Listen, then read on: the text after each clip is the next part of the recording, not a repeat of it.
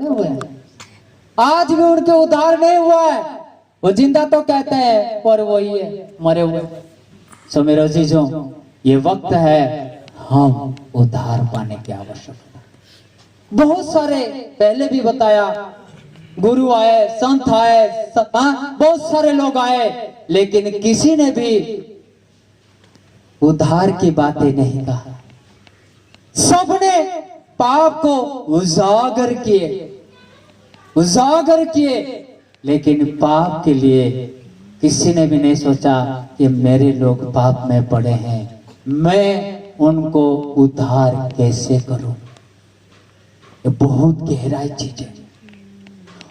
आदम और हवा को परमेश्वर ने के वाटिका में रखा और परमेश्वर ने उनको कहा है इसी वाटिका की देखभाल करना, लेकिन इस वाटिका के अंदर जो फल है उसी फल को नहीं खाना।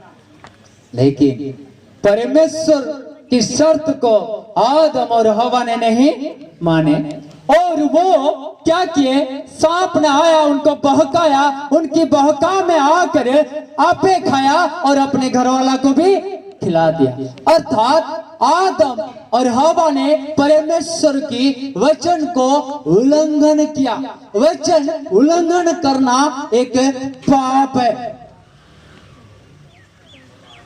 पहला आदम जो है, आदम है जिस आदम के द्वारा इस संसार में पाप आया।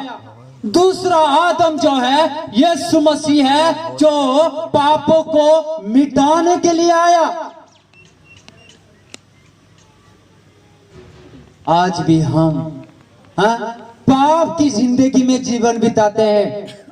आज भी वो क्यों है पता नहीं है, पूछेगे वो क्यों है, मैंने पता नहीं, पवित्र आत्मा क्यों है, और जो नाचते। मेरे अजीजों, खुदा के कलाम कहता है आत्मा के खिलाफ तुम कभी भी निंदा नहीं करना।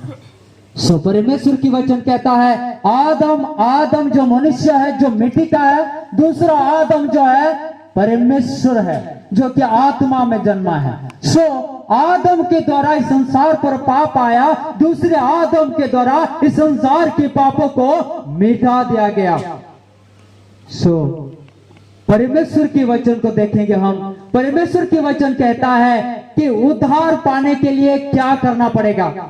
कई लोग सोचते हैं कोई, मैं जब हिंदू था, मैं जब हरिद्वार में जाता था, गंगा में जाता था, नाना प्रकार के धाम करके आया, 4 धाम करके आया।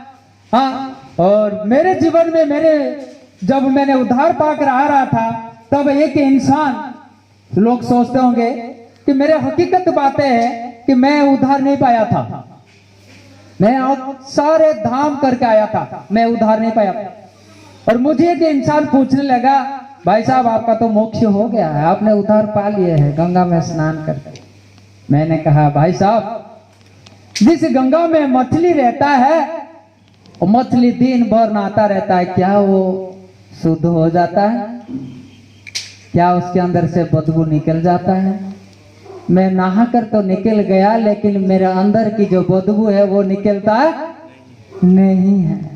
जब तक मैं अपने आप को नहीं मारूंगा, मेरे अंदर की आत्मा साफ नहीं होगा। अपने आप को मारने की जरूरत है।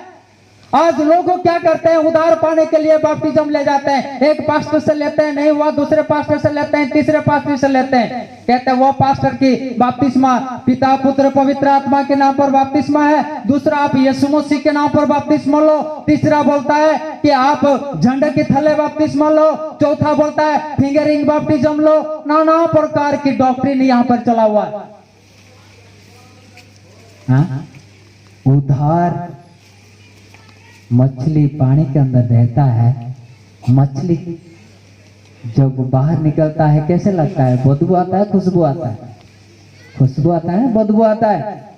बदबू आता है। उसी प्रकार हम लोगों का जीवन है। इसलिए यीशु मसीह ने क्या किया है, पापियों को उद्धार करने के लिए इस संसार पर आया है, आपको और मुझे उद्धार देने के लिए। सो मेरे अजीजों, आज उद्धार की बातें मैं बहुत जल्दी खत्म करना चाहता हूं। इससे पहले हम प्रार्थना में जाएंगे और परमेश्वर की और अपने जीवन को परमेश्वर के हाथों पे सौंपेंगे। बहुत सारे कम लोग हैं, क्योंकि खुदा का कलाम कहता है बुलाए होते बहुत है, चुने हुए थोड़े, है ना।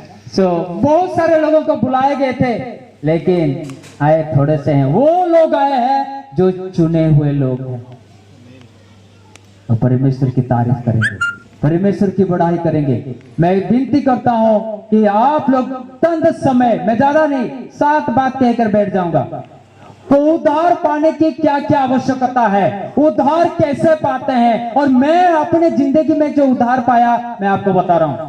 उसी किताबों में लिखा हुआ था, क्या आप उद्धार पाना चाहते हैं? यहाँ पर यीशु मसीह कहता है वो पापियों को उद्धार करने के लिए आया। मैं भी पापी था, मैं पापी था, और मुझे उद्धार करने के लिए यीशु मसीह संसार पर आया। मैं आज उद्धार पाया। मैं उम्मीद करता हूं आप लोगों भी आज उद्धार पाएंगे, उद्धार पाएंगे, और परमेश्वर की वचन को आप अपनी व्यक्तिगत जीवन में जागा दें। इस समय हम सारे अपने जीवन को परमेश्वर के हाथों पे सौंपेंगे और प्रार्थना में रहेंगे। परमेश्वर मेरे हृदय को, मेरे जीवन को, मेरे परिवार को तो परिवर्तन कर, मेरे हृदय को परिवर्तन कर, ताकि आज यीशु मसीह ने पापियों को उद्धार करने के लिए आया। प्रभु मैं पापी हूं। यदि आप अपने आप को पापी बोल के मानते हैं, परमेश्वर आपके पाप को क्षमा करने के लिए न्यायवान और धर्मी है। आइए हम परमेश्वर की वचन की ओर चलेंगे। इस समय भाई गोल्डी आगे आएंगे, प्रार्थना करेंगे छोटा सा, और हम उसी वचन की ओर चलेंगे।